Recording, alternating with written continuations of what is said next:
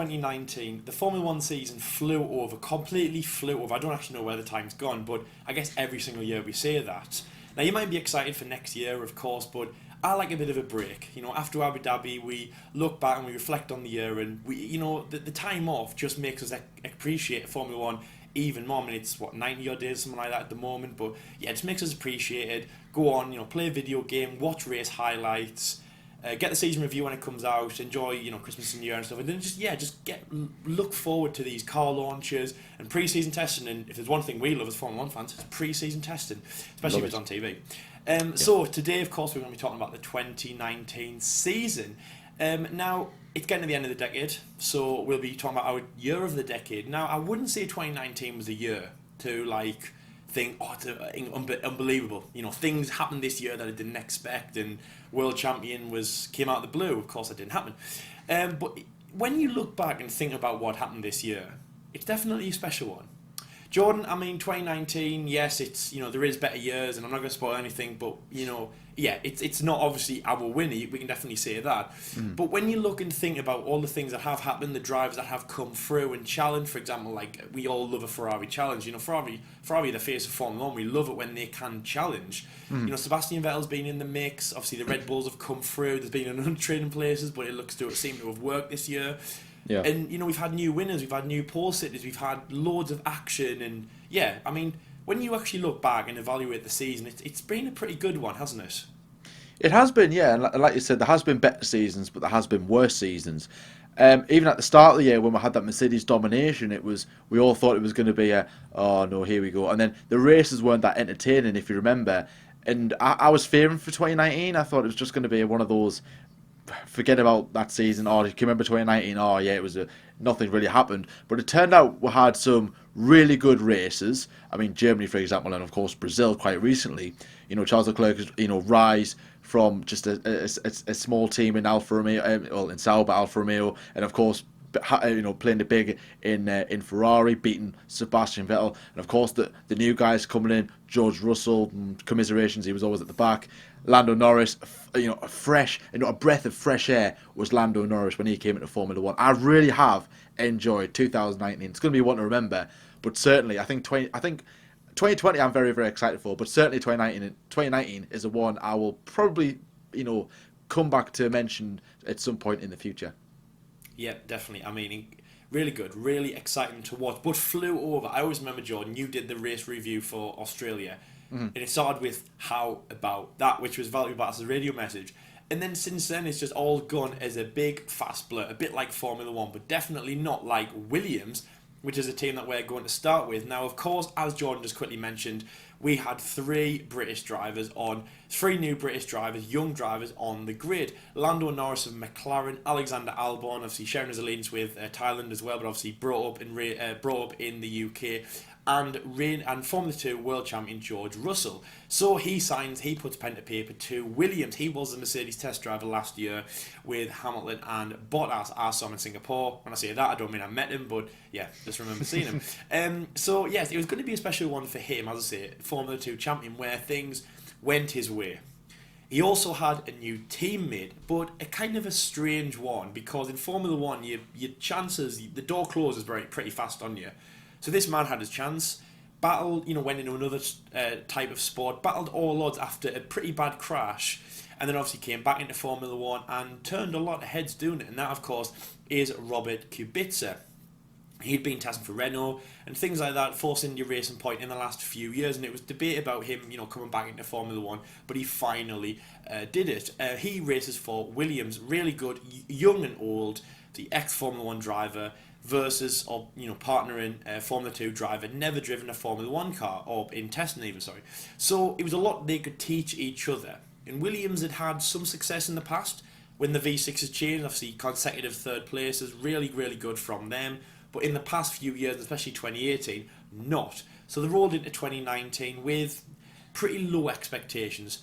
It wasn't looking great for them. Claire Williams was thinking, am I the right person to lead this team? There was quite a few executives leaving. The money, the budget that Williams had wasn't very good, and the car Rocket came on as their main sponsor, an all-white livery. I think they were late pre-season as well, and yeah, just not good at all. Plumb last in pre-season, and Australia was just going to be one of those races. Not much to say about Williams, of course, plumb last all the way through the season until we got to Germany, which is where things changed. Robert Kubica gets a point. But through an entertaining race where, drivers were retiring left, right and centre, and due to a double disqualification, Robert Kubica gets in the top 10 and gets a point. So it ends with Robert Kubica in 19th place with 1 point, and George Russell at the back with in 20th with no points. Now Jordan, Formula 2 world champion George Russell, he's driven with Hamilton, he's driven with Bottas in the pretty strong 2018 Mercedes, which of course got Lewis his world championship, and of course the Mercedes Constructors champion. He wouldn't have had that much high hope with Williams. But how do you think he will reflect on this season, being at the back? I mean, firstly, I mentioned the point, but remember, it's 20-0 when it comes to the qualifying. He beat Robert Kubica 20 races in qualifying. Amazing driving for him, really strong. Really, no kind of fault to himself. Perfect racing lines, perfect driving. It's just obviously the car didn't deliver, and well, that's it, isn't it? Really, the car didn't deliver. When you look at George Russell, Jordan, is that what it was the problem, the only problem? Because he's now been in Abu Dhabi testing, driving the Mercedes, and he's been perfect. Simulator work with Mercedes being perfect, and Mercedes hold him in high hopes for a Mercedes driver in the future, possibly someone to replace Hamilton when he retires. So George Russell, was the car the problem, and how did you see his season going with Williams? I'd say the car was certainly the main problem. Of course, it was. It was, like I said, it was about a day and a half late to pre-season testing, and then there was a report came out saying that the car was going to be 2 seconds slower than its predecessor in 2018, and the 2018 car was pretty bad. So we were like, no, this has to be wrong. And then of course Paddy Lowe leaving just before the first race. It was all over the place for Williams. The launch of the livery, it was a horrible livery, let's not forget that. But that was the least of their problems. Of course, forget about the livery. The car was just god awful. It was just slow. It was very understeery, oversteery. The aero was shocking. It was a complete and utter trash can, garbage, whatever you want to call it, right in front of your very eyes. It got better though as the season progressed. I think they were like 3.5 seconds off the pace in qualifying, and then I think it was about Mexico, perhaps the US Mexico, they were about 4 or 5 tenths, just behind the likes of the Haas and even some of the Alfa Romeos. So there was progress in the sense for Williams, but nevertheless it was a very disappointing season as a whole. But George Russell would certainly look back at this season as like, well, I did the best I could with what I had, and George Russell should have really scored that point in Germany, but of course he got screwed. I think he lost positions to Kubica. I think it was on track. I don't know if George spun or he lost. Or was it in the pit lane? I can't remember. Because I remember George was ahead, but then Kubica got ahead and of course finished in 12th and 13th, but then promoted 2 positions for when Alfa Romeo got demoted after the race. So if it hadn't been for that incident, Russell would have scored Williams' one and only point. But nevertheless, I think he'll look back at it as like a year of progress. He's in Formula 1. Shame it's not the way he wanted it to be, but certainly I think next year, very excited to see what Russell can do, but it's only if Williams can, of course, bring more upgrades to their car and improve their package for next season. Yeah. I mean, with George Russell, he wanted a better season because he is somebody who Toto Wolff has praised a lot. Esteban Ocon was linked with that Mercedes. Of course, that didn't happen, and he's now going to Renault. Toto wanted George to drive that Mercedes in the future and is tipped to be the replacement for Lewis Hamilton. So he wanted that, and of course, Mercedes engine. Mercedes have been a big partner with Williams. To be honest, that's probably one of the only things Williams have to kind of hold on to. Mm-hmm. So yeah, not great from the car, but good from George Russell. So I've been really impressed, and it's been a frustrating year for him. He's never, again, like I like mature drivers, Jordan. I like when drivers can, show that, they can hold their head up and they can be sportsmen and they know that things don't come to you. It's not an I-1 sport when they take the time and things come to them gradually. They don't get it in the first season. It doesn't work like that. And George Russell seems to be someone like that. He's been calm, he's been cool, he's been clear. There's stereotypes of a British driver. He's had a success in Formula 2, of course. He won left, right and centre. I think he won the race, but I think it was Sochi, 2 rounds to go, I think, in Formula 2. So he's had his time. He's let Robert, get the point for Williams, and he's done it for the interest of the team. So I like that. I think that's being mature, and he knows that it'll come to him eventually. But just quickly, of course, on the other side of the garage, Jordan, you've just said there that Robert didn't really deserve that point. In Germany, of course, George has beat him on every time in terms of qualifying. Most of the times in the race, I think it might have actually been all but one, which of course was that race in Germany. But apart from his results on track, the man returning, of course, one season he announced his actual retirement in Brazil, even though he still wanted to be linked with motorsport and Formula 1, I think it was, so he's still looking for a job, but announcing that he was going to leave Williams and obviously open the door for Canadian F2 driver Nicholas Latifi, so you'd have 2 F2 drivers in the team for next year. Good from him, great comeback. Again with Robert, he had a great season, he had a great kind of success period, obviously driving for BMW, challenging Alonso and Hamilton and Button back in those days, Sebastian Vettel even. And yeah, I think his comeback has been great, and the more I've seen him and the more I've seen him on track, I've got more respect for him. So how did you see Robert's comeback and obviously this season, and obviously how did he help the team? I think that the fact that Robert actually got back to Formula 1 is a miracle in itself, because I think everybody wrote him off, obviously when he went through what he did in 2011, and then there was talk. I think there was early talking about 2014, 2015 when he started coming back into rally, and everyone was like, "Oh, is it possible that Kubica could come back to Formula 1?" And we all kind of went, "No, there's no way in the world he could do that." And in probably the most demanding on the body era of Formula 1, he made a comeback. All right, it was at the back of the grid. It was a very annoying way to come back into the sport. You've worked so hard to get back into Formula 1, and that's how you get repaid, by just sitting at the back. And of course, there would have been some difficulties with his injuries and of course, his alterations to his right arm. But nevertheless, I think it was I don't think anyone expected much from when we first seen the car. I think we were excited to seeing Kubica back. But when we seen how bad the car was, we all thought, I think Russell's got this in the bag. And I even said before the season started, I think Russell will have it in the bag, more or less straight away. I think 21-0 in qualifying, and I think it was 83 in the race. I think Robert outraced Russell three times, I believe, 3 or 4 times, I believe, and most of that was down to when George Russell retired in most races. And I think his first retirement came in Singapore when I think he made a collision with Romain Grosjean, I believe.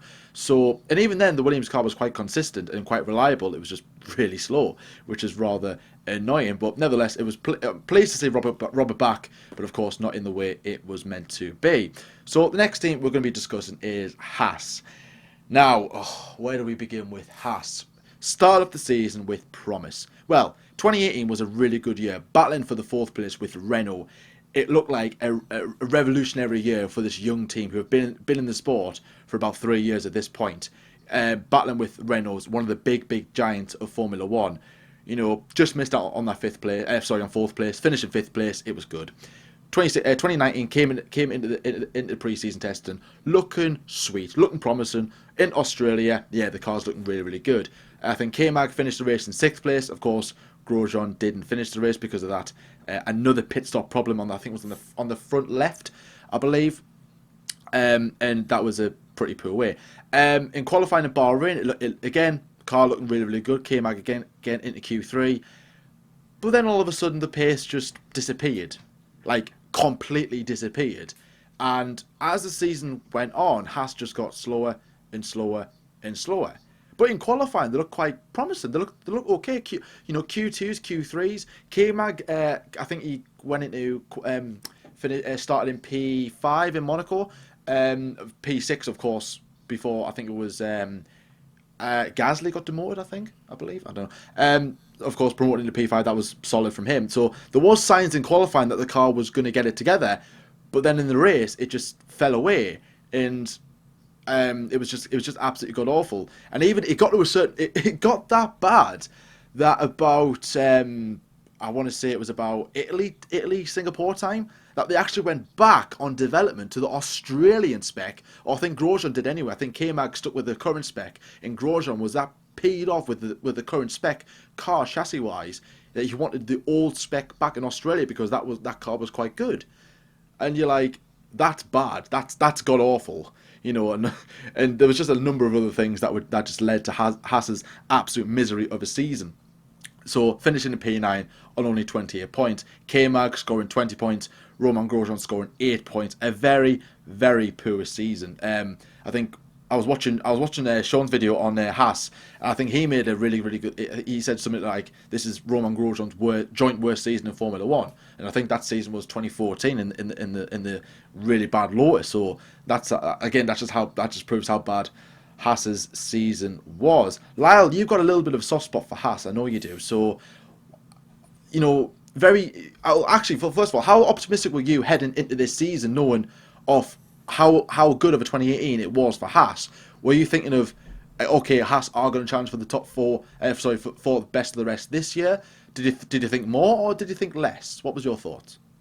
Firstly, I had a bit of a soft spot in the past. I don't think I actually do now. But I was still optimistic. So 2018, I kind of lost a little bit of, or again, let's say, respect for Kevin Magnussen. Roman, let us down a little bit in his eyes, but still a good season from them. Obviously, battling Renault till the end, and of course, getting the win.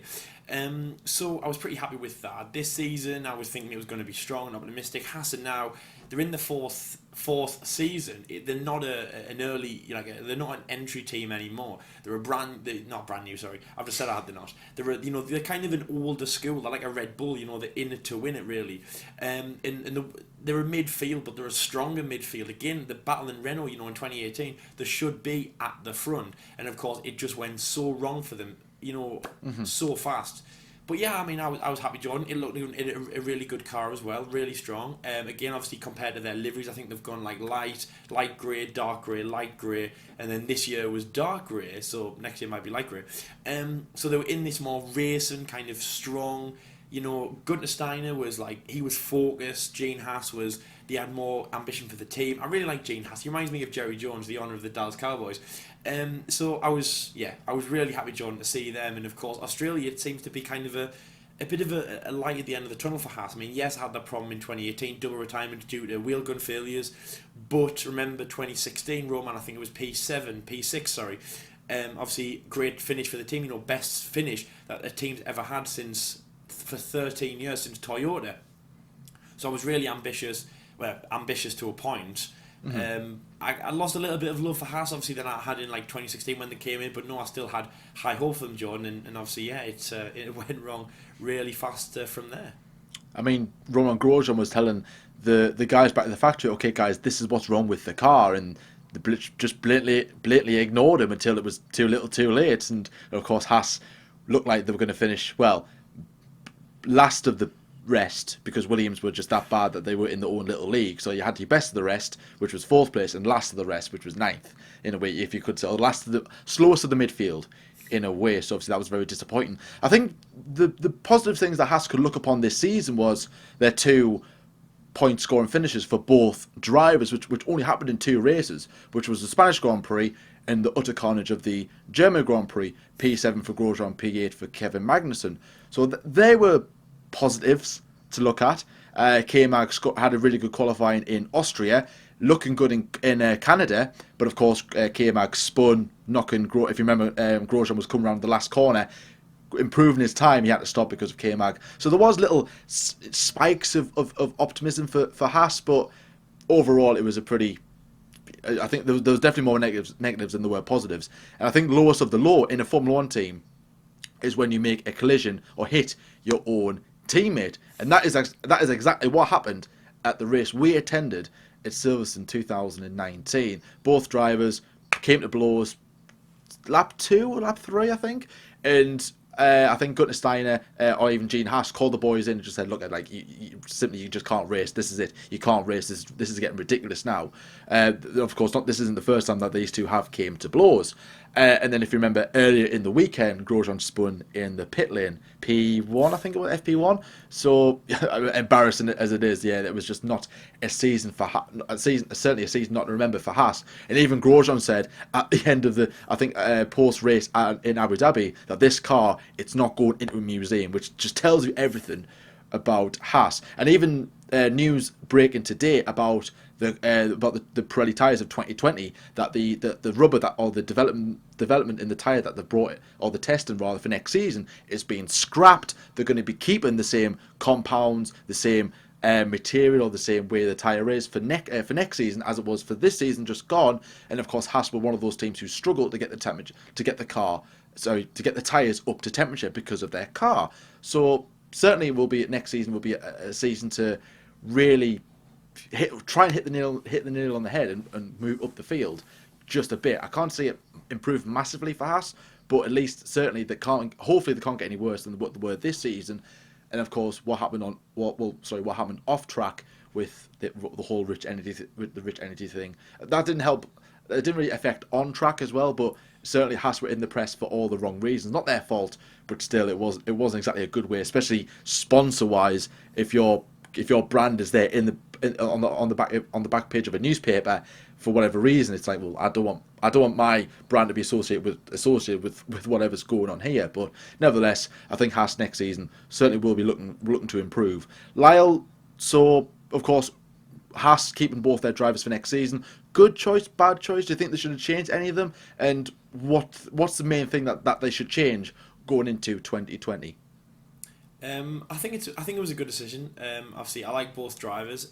It was looking like it was a Nico Hülkenberg option. One of his options, obviously mid-season, with all the stuff about Valtteri Bottas not being very good, Esteban Ocon replacing him, Ocon to Haas. I mean, of course, they're all silly season rumours. Mm-hmm. But I always thought that when Nico was released at Singapore, I always thought that Haas was probably his only option. But of course, that was slammed shut when both drivers were retained. Gunter Steiner had kind of mixed feelings about Grosjean, and obviously he went ahead. If you've seen Drive to Survive, of course, you'll know that he is not a massive believer in Grosjean, but obviously he's getting there. Kevin Magnussen definitely is the leader of the team, and I've said that quite a lot. Kevin is definitely the leader of the team. Great, some really good finishes from him. Just shows more potential than Grosjean at the moment. I'm happy that they're involved.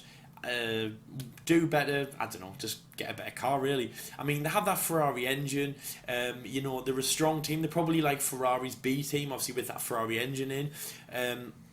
Obviously two drivers who, I think more Grosjean is kind of more linked with not a possible Ferrari seat, but kind of going in that route. Obviously Kevin Magnussen, like a free agent kind of thing, went to Haas from Renault, obviously when he was, who was he replaced by? I think it was Carlos Sainz, wasn't it, who came from Toro Rosso. So, kind of Kevin Magnussen's found his kind of his home with Haas. Roman, probably the team he's going to leave with. Obviously, remember in August we all thought that Roman might be leaving. He had a few kind of, he kind of gave a few hints on things like Instagram that he was going to be leaving. But of course, he's staying. So I'm happy with those two. I'm happy that they're staying. I mean, Haas have definitely found a rhythm. They've had these two drivers since 2017. And I know that obviously there's been drivers that have stayed at teams longer. Mm-hmm. But I just love that they're in this quite comfortable motion with those two drivers, and I think they'll have a good season next year. I'm hoping good strong two good drivers, especially K-Mag. I'm just hoping that the car holds up again, Jordan, like Williams. I think with this team you can say that the problem probably lies with the car. The drivers are strong enough to get better results than they did. I mean, 20 points and 8 points. Actually, funny enough, it's their race numbers. Quite low down. Disappointing. I think for me, they were, a lot lower than I predicted. Obviously, when we did our prediction video a few weeks ago, a few weeks ago. Not good from them. I'm hoping that it's better next year, but all it lies on is the people back at their factory. I don't know where that is, North Carolina or wherever they are right now. They used to be in Barcelona. Is that still a thing? I don't know. I just know that when I went to Barcelona, I just know that when I went to Barcelona, I wore my Haas gear because I was like, someone might recognise me and think that I work at the Haas factory. But nevertheless, if the car's good, the two strong drivers, Gunter Steiner, great guy, great team principal, and I'm hoping that they'll have a good season, better than where they are, because I was saying to Jordan, off camera, I was like, sometimes you forget that they finished behind Alfa Romeo, the team that were formerly Sauber, and the team that, were formerly pretty garbage. So the next thing we're going to talk about is the one that had their name change, but no one ever really mentions it. It's all about Force India or Racing Point or whatever you want to call them. But this one is Sauber, or Alfa Romeo, or whatever you want to call them. Alfa Romeo, the name is finally back in Formula 1 as a main name. Obviously, last year they came on to partner. Sauber obviously picked them up from the season that they were from kind of becoming more of a part of the team. Obviously, the Italian name has been in Formula 1 before. Obviously, it's been in Formula 1, back in the 50s, and again, a bit like Mercedes before they became an actual constructor, had a bit of an up and down time, mainly with engines and things like that. But yes, they were back. It was pure Italian team. It was another team, obviously, that we didn't think about Ferrari, using Ferrari engines with two good drivers. Last year they had Charles Leclerc, who we mentioned a little bit at the start. 6 plays for him in Russia was absolutely incredible. He went off to Ferrari with probably the whole team wishing him well. Saying, what's the word for bye? Ciao. Saying ciao to Charles Leclerc. Wishing him the best stuff. That's Spanish. But yes, wishing him the best. So they had 2 good drivers in Antonio Giovinazzi, an Italian driver. So Italian at an Italian team. Obviously, I know the Swiss, but really an Italian name. And then the second driver was Kimi Raikkonen, who you may remember, who used to be at Ferrari last year, who went 115 races since he last won in Formula 1. Obviously, Australia 2013 at Lotus, to obviously Austin 2018 with Ferrari. He then did kind of more of a sunset move back to Alfa Romeo, and they were both sorted. Giovinazzi, again like Williams, old versus new. And what was going to happen here? Kimi, we had an imprint, 2007 World Champion, the most recent Ferrari World Champion, of course.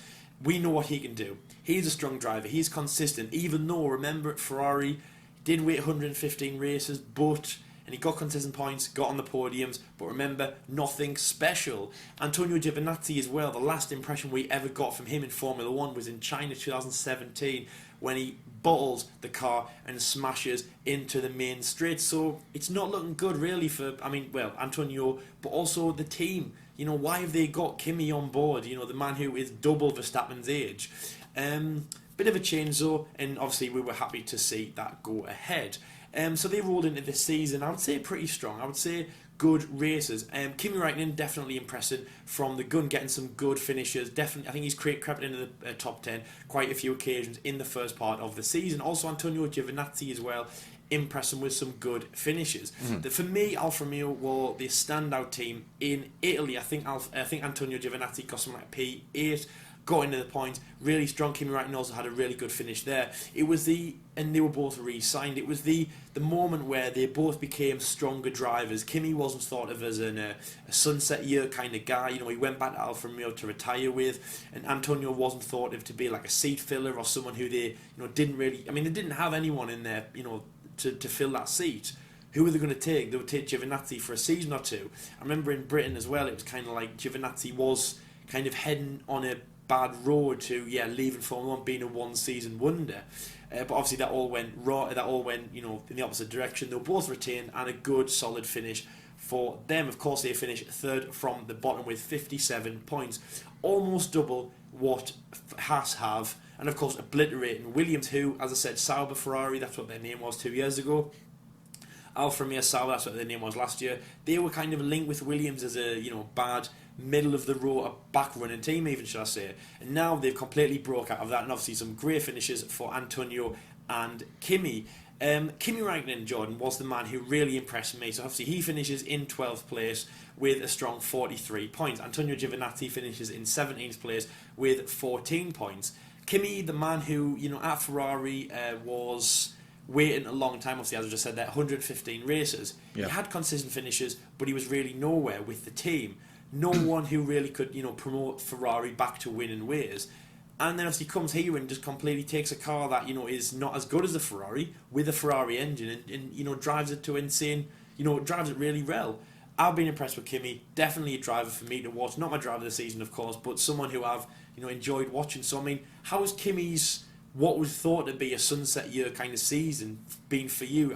For me, I've been very impressed with him. And as I said, my respect and my admiration for Kimi has gone through the roof, because he's taken this team and he's become a real leader, where again, bit like Felipe Massa a few years ago with Lance Stroll at Williams, was thought to be just someone there to, again, be the mentor, but not the leader, just someone to, drive the team as an older figure. But I've been impressed by Kimi. I mean, has he stood out for you? Yeah, I think he has, yeah, because I think at Ferrari he was like the perfect kind of number two driver. He wasn't there really to win championships. I think he was just kind of there to be Seb's number two driver in a way, and sort of he was like a backup to Alonso when he was there when Kimi first joined or rejoined Ferrari in 2014. So the move back to, well, Sauber as they were called at the time, now Alfa Romeo, they're based in Himmel, which Kimi doesn't live too far away from there. Of course, he's got a family now. He's not one for travelling all over the world, just missing his family and stuff. So having his work just not far from where he lives, he can just go and see his family, go to work, come back, and and obviously go fly all over the world racing cars. And that's what Kimi wants to do at the end of the day. He just wants to show up, race his cars, and then leave. That's all he wants. He doesn't want to do none of this PR stuff, interviews, whatever you want to call it. He doesn't like that, as we all know by now. He just wants to race, and I've always been I wouldn't say I was annoyed at Kimi, but I was just like, I don't know why Kimi's in Formula One, because he doesn't seem like he wants to be there. But really, when you think about it now, yeah, he wants to be there. He just doesn't want to do all this PR nonsense, as he calls it. But to have a driver like Kimi in your team is it's really good, because he brings so much knowledge to that team. A bit like what Kubica brought to Williams. All right, he didn't drive with these cars, but certainly he would have remembered some things from back in the day that he could have transported into the team to today. And Kimi would have done that as well. He's got years and years of experience, and of course recent experience with Ferrari, so he's perfect for that role. And he is a good driver. He's very consistent. I think he scored points in the opening 4 races, and it didn't take Giovinazzi. I think it took Giovinazzi 9 races, 8 or 9 races to score his first points in Austria with a 10th place. So that was the level that Alfa Romeo have been working at this year. You have one really good driver and one rookie, kind of. But for me, certainly Kimi has been. I wouldn't say anything amazing, but to be fair, you can't really say Kimi's had a really bad season, have you? Really? Because at the end of the day, he just drives that car the best he possibly can, and with all the power it's got. And for me, he is a good driver. And like I said, whenever he does decide to retire, which will be at the end of next season, watch this space. Losing all that knowledge from that team will be a big hit for Alfa Romeo. But nevertheless, I have been impressed with Kimi this season.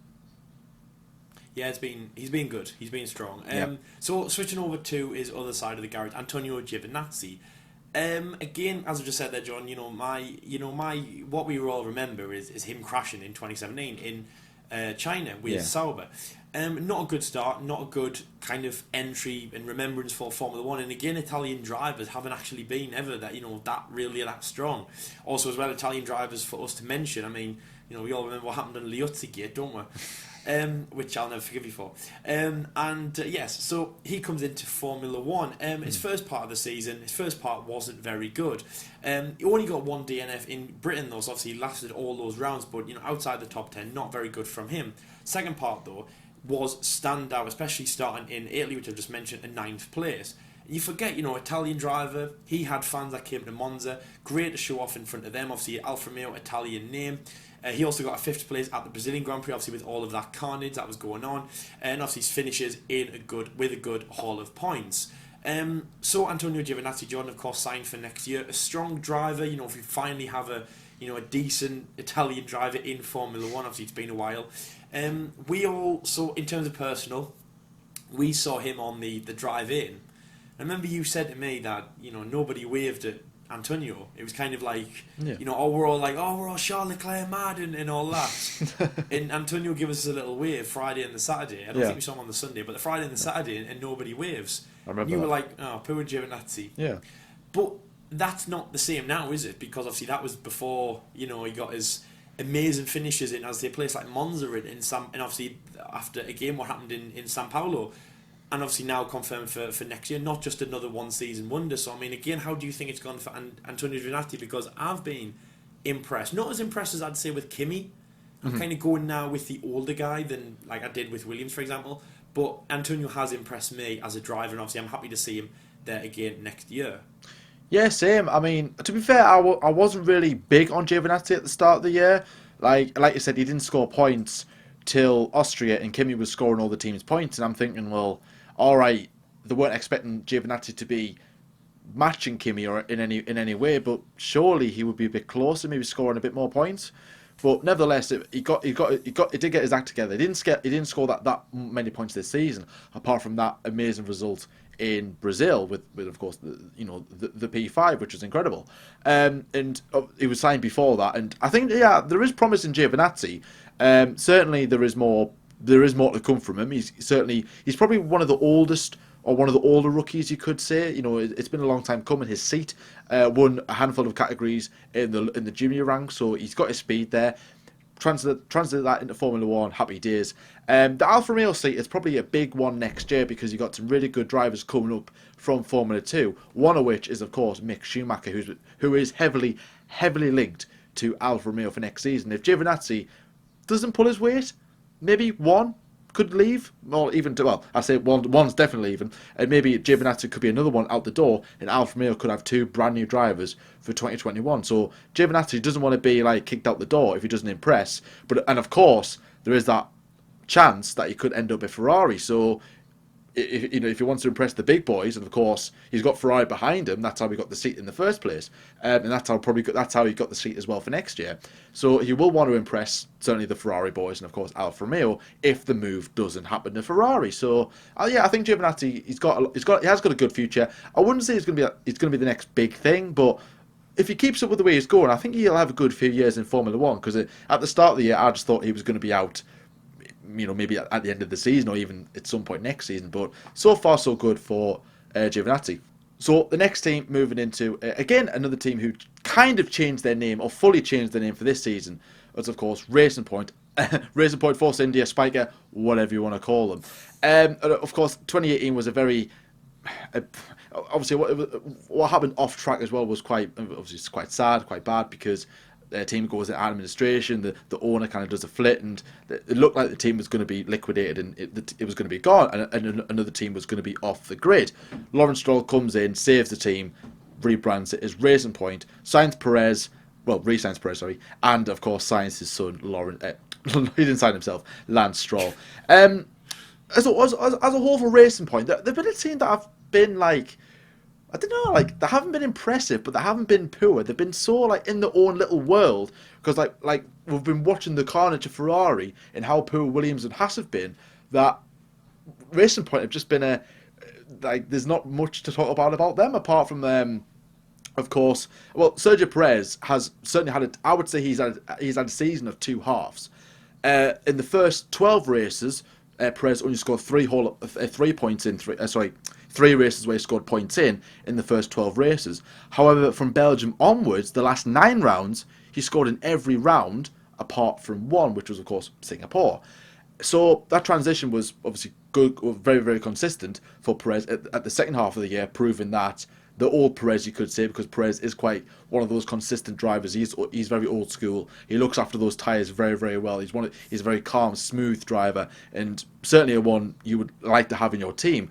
Probably one of the best in the midfield. Nothing anyone to get excited about, but certainly Perez he certainly delivered this season. Signed a 3-year deal with Racing Point. And of course, what's Racing Point's future? There's a lot of money going to be pumped into that team. Perez certainly sees that as certainly a chance to try and become world champion. You could say that's how much Lawrence is pushed into this team. Aston Martin, that name's lingering about this week, so let's see what happens with that. But I would say the thing to watch out for. I would say the only negative about this season overall is Lance Stroll's performances. Now, Lance Stroll for me he's not a bad driver in any shape or form. I know some people are against him, some people don't like him because he's there for money or his dad owns the team. But for me, Lance Stroll, all right, he's not the best driver in the world, but he's certainly not the worst. And there are times where you think, well, certainly his qualifying, he needs to up his game. He's only been in Q2 or even Q3 a handful of times. He rarely gets into those positions. I think Italy, I remember off the top of my head, he got into Q3 because I remember seeing the results like, what? Stroll in Q3? Wow. And then he went on like, was it 20, 21 races where he got knocked out in Q1, which is appalling, you could say, in a car that, all right, it's not bad, but it could be a lot. It could be a lot better. I think Perez scored like 80% of Racing points. Weird. In 2019. So certainly Lance needs to up his game just a little bit. I know he's got his dad there as like a back end, but if Lawrence knows he can get a better driver in there, he could replace Lance. No, let's see how it goes. I don't know, but certainly for me, if there's anything to take from this season, it's certainly that Lance Stroll needs to just put in a bit more better performances to try and increase Racing Points' chance of scoring some more consistent points next season to push up the grid. But of course, a lot more, like I said, a lot more money will be pumped into this team. And of course, I'm not putting all the blame on Lance. Of course, the car not really that good because of what happened, like I said, in 2018. Development had to stop, concentrate on saving the team. Then, of course, the transition from Force India to Racing Point. So really, the car was behind the development. It was quite late in terms of being finished. Rocked up the testing, and of course, nothing really major. Lyle Racing Point season as a whole, not like I said, they had a quiet season, didn't they? Like, there's nothing really to shout about. I mean, Lance Stroll's P4, by the way, very very impressive in Germany. That's certainly the highlight of the season for me. But sir, would you agree to say that Lance Stroll needs to up his game in 2020, or maybe do you think, I think they need to replace both their drivers if they need to up their game in the future? What's your thoughts? Definitely not the two drivers. I thought Sergio Perez had a great season, but Lance Stroll, I don't agree with. So the way that obviously is money. So Lawrence Stroll owned the team, of course. Yeah. But Will Buxton said in Drive to Survive, when he was driving for Williams, who obviously again Lawrence Stroll had paid for his seat. Lawrence Stroll's a businessman. He's not going to keep investing in something that does not work, and that is everything. It's Lawrence Stroll's money. It's not Lance Stroll's money. At the end of the day, those two aren't inseparable just because they're related by blood. So Lawrence Stroll is in this consortium who owns the Formula One team for himself. He's a Canadian businessman, and he always has been. He was since before Lance was probably even born. So he's not going to keep investing in Lance if it's not working. So Lance has shown that he deserves to be in the drive, in the seat. And I think that he's had some really good results. I mean, of course, as John mentioned, P4, but some really good standout, kind of inconsistent finishes, as I say, sometimes outside the top 10, sometimes in the top 10, good finishes. Not so many DNFs as well. I think he's only had 3 DNFs in the entire season, of course, ending Abu Dhabi with a DNF, of course. But no, I'd say solid from him. Of course, 15th players, almost half, I think it's maybe even over half, than obviously what Sergio Perez scored in terms of points. So definitely stronger for Perez. But just what you were saying about the quiet season, maybe that's a good thing, because in 2018, Sergio Perez and Esteban Ocon had collisions. 2017 they also had 2017 they had collisions. 2018 they had collisions. Obviously Singapore 2018 where I was there, collisions. That was a massive collision that could have ended their careers in the way that not one driver could be out because of their performance. Both drivers could be out, or at least one of the drivers could be out because of their own relationship. Vijay Mallya at that point, of course, not Vijay Mallya, the consortium who just bought the team don't need this headache. The team principal, Otmar, who just come into the team, don't need this headache. So that could have ended one of their careers in terms of not what we want to see, but what is actually the admin, the boring stuff, the attitude, where two guys that just do not get on. And now they've come in and they've had a really good relationship, Sergio Perez and Lance Stroll. They've had a relationship which should have been like what Multi-21 should have been and things like that. A working, good relationship where they've been respectful on track. I don't think they've had any collisions or any close calls. They've worked the strategy well. They've done things well and respectively. They've both shown each other that they're both good, fast and mature drivers. And again, Jordan, a bit like George Russell, like I said at the start, it's not a marathon. Sorry, it's not a sprint, it's a marathon. And I think that Lance, who is, what is he now, 21, I think. Sergio Perez, obviously a lot older, not going to have a guess at his age. But they're both, still young lads, of course. Obviously, Sergio's, had more experience in Formula 1, been at McLaren. Lance is still getting through there, obviously being at Williams, now gone to Racing Point. Hopefully, the future is bright for him. Obviously, with now a second Canadian on the grid, he's going to have more challenge.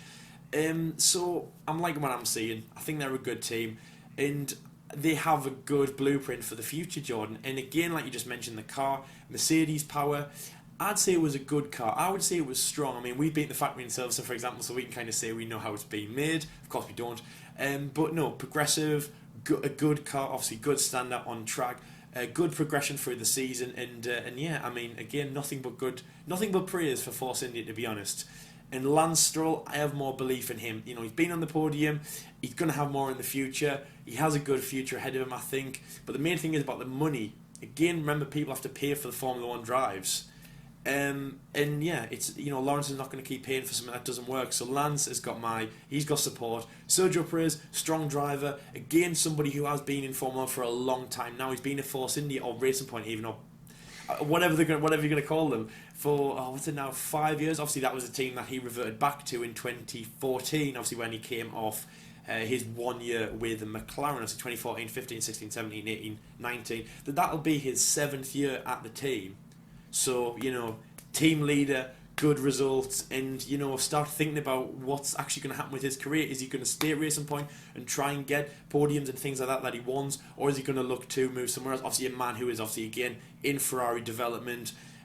You know, it might have the ship might have sailed a little bit on that, but, you know, someone who was hoping to climb the ranks and hopefully one day get to kind of a Ferrari sniff. Obviously, good friends with Esteban Gutierrez, who also did the same, obviously, Ferrari test driver for 2 years.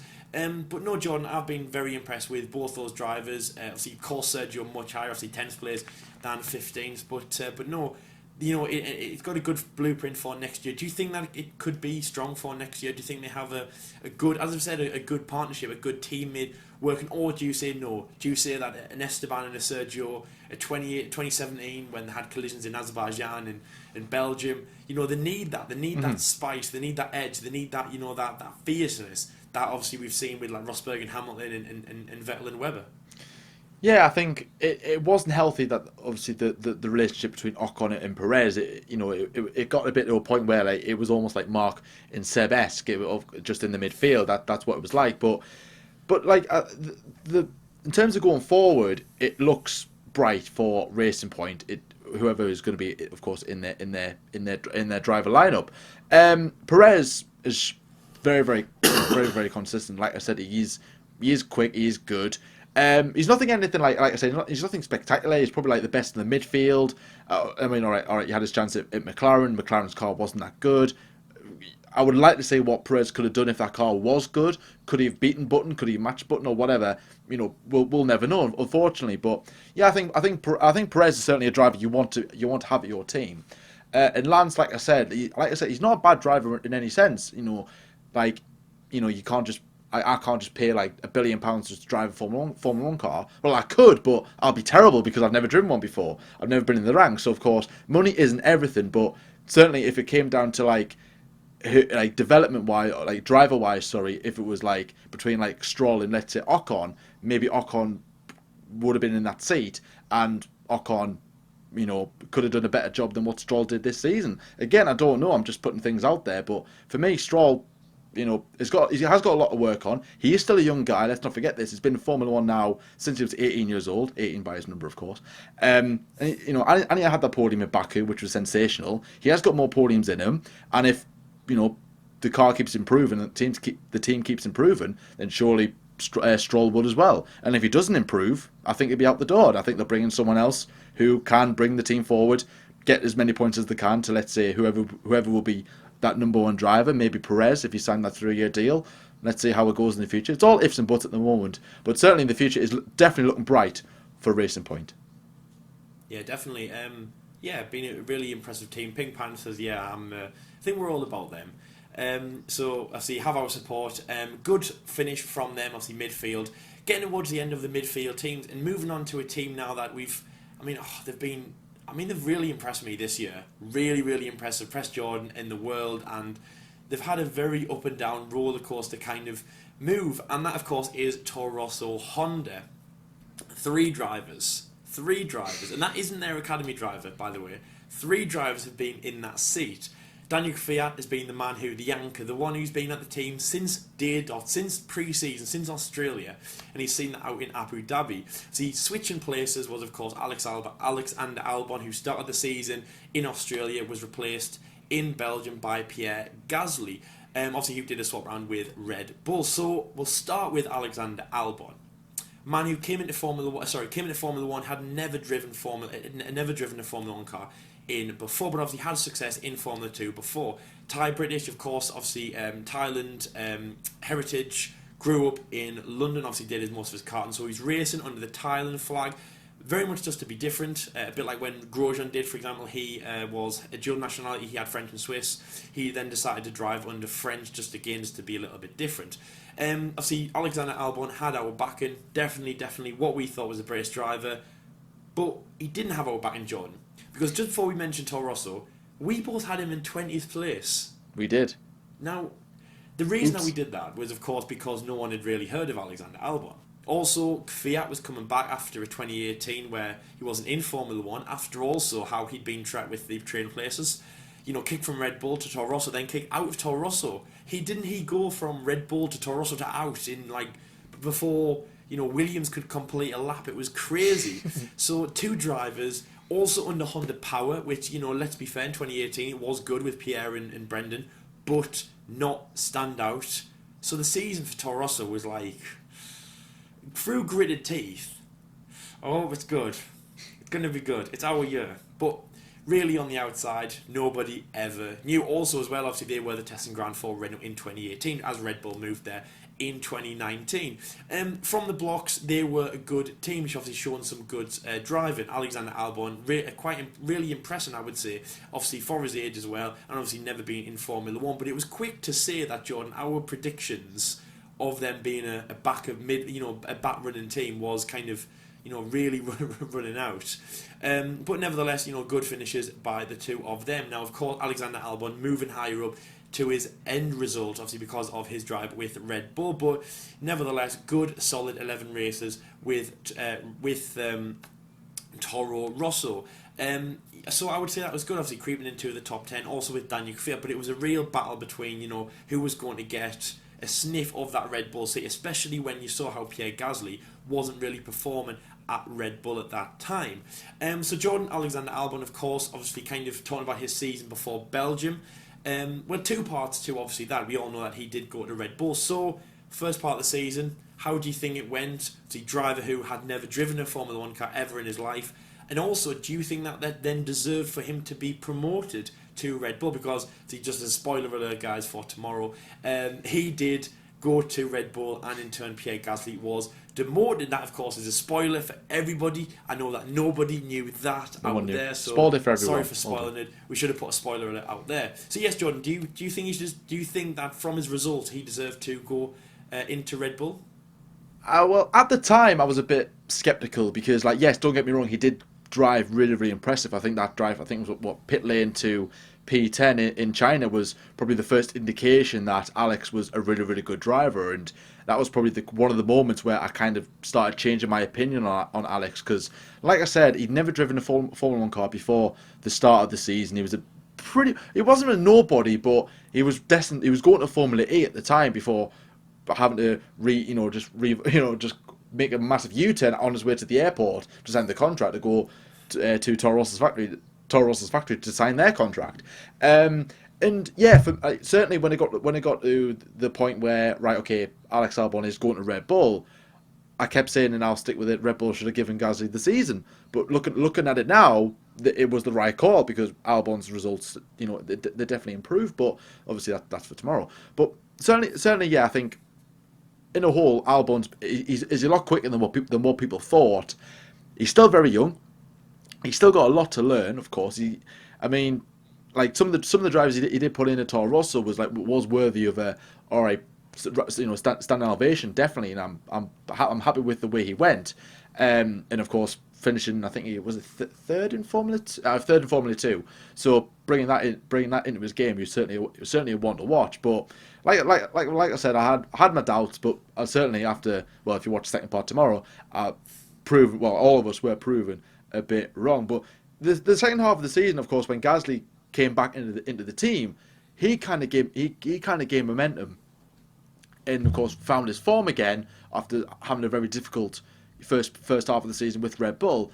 We found the old Gasly, the quick Gasly, the Gasly not under pressure, and I was very happy with him. And of course that amazing podium in Brazil. That was incredible to see. Not to mention Danny Kvyat as well, coming back in after a year out, brand new driver in a way. I would say this is Danny Kvyat 2.0, definitely. What a season he's had. I mean, like again, I was a bit. Yeah, I think he would have learned. I can't see him being terrible. He was never a terrible driver. He's just in the wrong place at the wrong time. And again, I don't know why well, there was only one reason why he got kicked out of Red Bull, was that so that Verstappen could go into that seat. So he's had a bit of a topsy-turvy career, but certainly I'm pleased that he gave Red Bull the benefit of the doubt and came back into their rankings when they were probably begging on their knees, please come back. Well, I'm going to drive. We've used them all now. So he came back in. He's had a very, very good season. We can't wait to see what he can do for next season. Well, that's if he represents under Russia, because there's all that thing exploding with Russia being banned from sport for 4 years or whatever it is. So let's see how that goes. But I don't think that will affect him in any way. But overall, Toro Rosso, sixth place. Very nearly got fifth place. That's impressive. That's their best ever season, highest ever ranking, I believe, and the highest ever points scoring in a single season. Incredible. And 2 podiums, of course, Kvyat's in Germany and Gasly's in Brazil. Incredible. I was really, really happy with Toro Rosso's season. Certainly, I would say one of those teams that I do have a bit of a soft spot for, especially looking back on that season. Yeah, definitely. I mean, yeah, really strong from them. Alex getting signed. I mean, Trading Places 2.0. You know, we all know how it went in 2016. Was it the right decision? You know, I mean, obviously it worked out in 2016. It worked out for them now, but, you know, I mean, hindsight's a funny thing. But they couldn't say that, you know, they knew beforehand. Pierre Gasly, though, I mean, yeah, good performance in, you know, Red Bull. Obviously, yeah, we'll talk about that when we get to Red Bull. But I don't know, it was just something, and you know, long story short, we're just happy. And I think, to me, as a Red Bull fan, I was happy when, you know, they'd signed their drivers. Also, as well, obviously, that meant that Toro Rosso would re-sign their drivers. They re-signed their drivers in Gasly and Kvyat for next year, and we were all sorted. And there was no, you know, this Trading Place Malai, because I think towards like Belgium kind of way, it was thought about what was going to happen now. Was Gasly going to go back to a little bit like Kvyat, you know, where he was kind of hit by this problem? Well, no, as John just said, no, he found some really great pace. He got the old Gasly, as he said, you know, he got the old Gasly, he got the Gasly that he was happy to be part of. And yeah, great from them.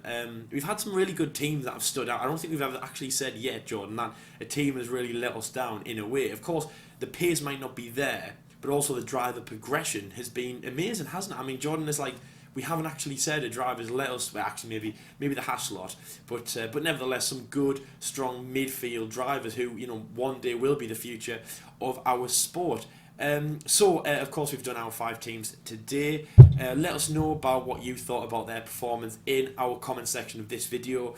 Join us tomorrow, where we will be talking about the top 5 teams, of course, leading all the way up to the challengers, Ferrari and Red Bull, and the 2019 Constructors and Drivers World Champions in Lewis Hamilton and Mercedes. So we will see you tomorrow, guys. Until then, see you later. See you later, guys.